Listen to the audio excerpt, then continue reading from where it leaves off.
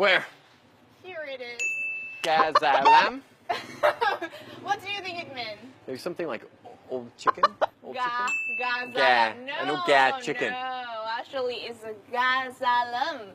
So we're going to talk about train because we are in train station. Yeah, because we've talked about motorbikes. In Vietnam, you have lots of cars, scooters, and even bicycles. So train station, an alternative means of transportation. I'm so excited to talk about this topic.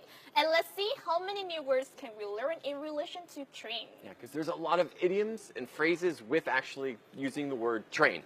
So today, me and Khánh Vy, we're going to practice some of this, and we'll see what you guys can take from it. And hope you guys like it. All right? Bargain? Thank you so much. No, definitely. No bargaining.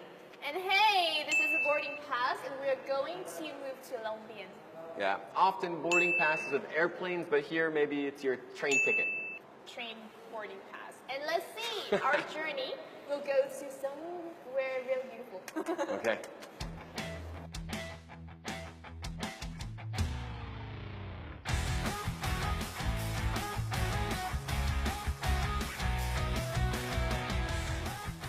Dustin? Yes. Have you ever taken the train? I have taken a train, but it's been a very, very long time.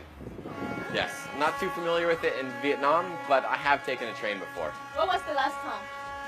I can't even remember. Years ago when I was a young little boy. Let me check it out.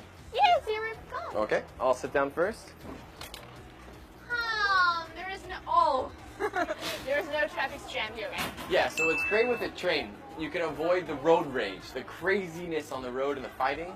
But when I drive with V, though, she's always telling me how to drive. Do this, and she's my backseat driver. But now I'm not driving, you're not driving? Yeah, I'm not a backseat driver anymore, and we're comfortable being on the train. Yeah, so now we don't worry about it. We just sit, get to our destination, hang out. Okay, and now we'll be right back, so don't go anywhere.